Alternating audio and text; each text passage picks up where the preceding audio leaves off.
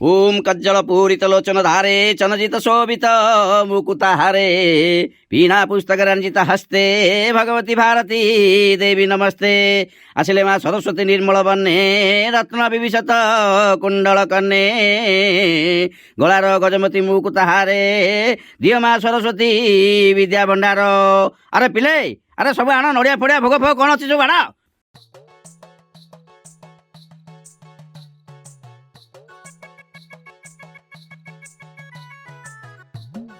पिलामाने एथर पूजा सरिला तमे माने भोग नहीं घर को जाई परिबो। मैडम आमको सरस्वती पूजा आउ माँ सरस्वती विषय किछि कहतु ना। हाँ ठीक अछि मु आज तम मानकु माँ सरस्वती विषय रे कहिबी। तुमे माने जानिछ आदि काल रे भगवान श्री विष्णु ब्रह्मा को सृष्टिर निर्माण करबा पई आदेश देथिले। भगवान विष्णु को आदेश अनुसार भगवान ब्रह्मा सृष्टिर रचना आरंभ करथिले। से गछलता नदी पोखरी पशुपक्षी सहित मनीषों को भी सृष्टि कले। गोटे दिन भगवान ब्रह्मा निज द्वारा सृष्टि करिथिबा संसार को देखिबा पई पृथ्वी को आसिले। हेले से देखिले सबुआडे मौन।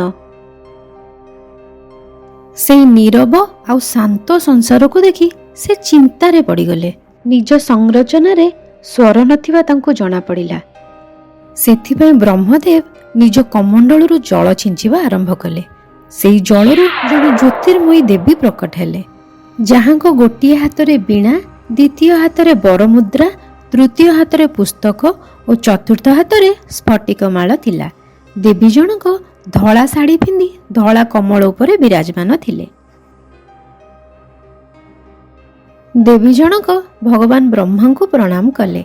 भगवान ब्रह्मा देवी को सरस्वती नाम देले आउ कहिले मो द्वारा सृष्टि एही जगत रे ध्वनि नहीं तेणु निज बीणा बजेई जगत को ध्वनि प्रदान करबा पई ब्रह्मदेव तांको अनुरोध कले।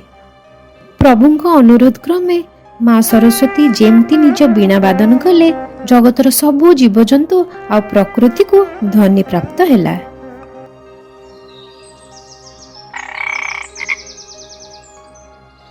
पिलामाने एबे बुझीगल ना माँ सरस्वतींकर धरा पृष्ठ रे केमिति अवतरण होइथिला। आउ जदि कहार किछि जानिबार अछि पचार।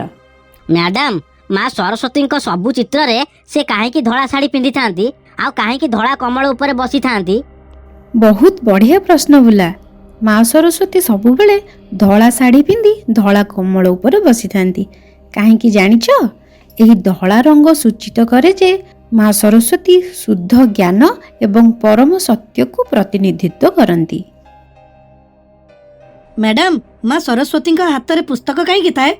माँ सरस्वती हाथ रे थिबा पुस्तकटी दिव्य अनंत सत्य ज्ञान और शिक्षा को प्रतिनिधित्व करे। बुझिलु गुलो। मैडम माँ सरस्वती हाथ रे स्फटिकमाल कहीं थाए। माँ को हाथ रे थिबा स्फटिकमाल आध्यात्मिकता ध्यान एवं आंतरिक प्रतिफलन शक्ति को सूचित करे। मैडम माँ सरस्वती पाखरे पानी रो पात्र काहेकि थाए। माँ को पाखरे थिबा पानी पात्र ठीक और भूल परिष्कार और अपरिष्कार मध्य पार्थक्य करिवार शक्ति को दर्शाई थाए। यही जल सरस्वती नदी को मध्य प्रतिनिधित्व करे जहाको वेदरे सर्वश्रेष्ठ नदी बोली कहा जायछि जहा विद्या ज्ञानर स्रोत अटे। यह दर्शाई थाए जे ज्ञानर प्रवाह सर्वदा शुद्ध होता है। मैडम माँ सरस्वती पाखरे बीणा कहीं थाए। तेम्बा माँ सरस्वती जड़े अत्यंत शक्तिशाली देवी तेणु केवल शिक्षा नुहे कला सहित जड़ित रीतिनीति मध्य तांको आशीर्वाद आह्वान करे। आउ तांको हाथ रे थिबा बीणा सृजनशील कला एवं विज्ञानर प्रतीक। यह समन्वय सृष्टि करथिबा ज्ञान को प्रतिनिधित्व करे। बुझिलु। मैडम माँ सरस्वती पाखरे सब बेले हंस कहीं थांती। माँ सरस्वती बाहन हेउची हंस। हिंदू पौराणिक कहानी अनुसार यह एक पवित्र पक्षी जहा मोक्ष आध्यात्मिक पूर्णता एवं परमात्मा को प्रतीक। तुमे माने जानिछ जदि यह क्षीर एवं जलर मिश्रण दि जाए तेबे यह केवल क्षीर पिए तेणु यह भल एवं मंद ବାହ୍ୟ ଦୃଶ୍ୟରୁ ସାର ଏବଂ ଅକାଳରୁ ଅନନ୍ତ ମଧ୍ୟରେ ପାର୍ଥକ୍ୟ କରିବାର କ୍ଷମତାକୁ ପ୍ରତିନିଧିତ୍ୱ କରେ। ସେଥିପାଇଁ ମା ସରସ୍ୱତୀଙ୍କୁ ହଂସ ବାହିନୀ ମଧ୍ୟ କୁହାଯାଏ। ମ୍ୟାଡାମ, ମା ସରସ୍ୱତୀଙ୍କୁ ବସନ୍ତ ପଞ୍ଚମୀରେ କାହିଁକି ପୂଜା କରାଯାଏ? ମନୁସ୍ମୃତି ଓ ଋଗ୍ବେଦ ଅନୁସାରେ ବସନ୍ତ ଋତୁକୁ ଜୀବନର ପ୍ରତ୍ୟକ୍ଷ ସ୍ୱରୂପ କୁହାଯାଏ।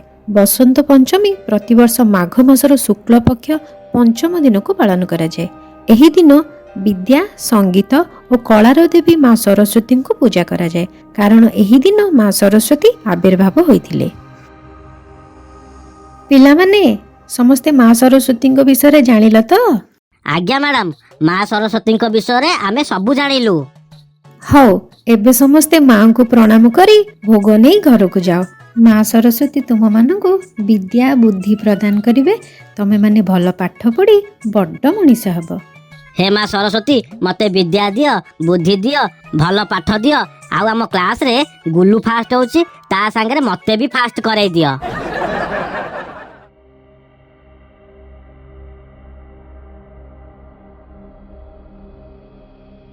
ବୋଇଲେ ଆପଣଙ୍କୁ ଯଦି ଆମ ଏପିସୋଡଟା ଭଲ ଲାଗିଛି ତାହେଲେ ଆପଣ ମାନେ ଆମ ଚ୍ୟାନେଲକୁ ସବସ୍କ୍ରାଇବ କରୁନାହାନ୍ତି। ଖାଲି କିସ ସବସ୍କ୍ରାଇବ କରିବେ, ଲାଇକ ସେୟାର କମେଣ୍ଟ ବି କରିବେ ନା? କରିବେ ନା ଆଜ୍ଞା? ନମସ୍କାର। ନମସ୍କାରମ୍।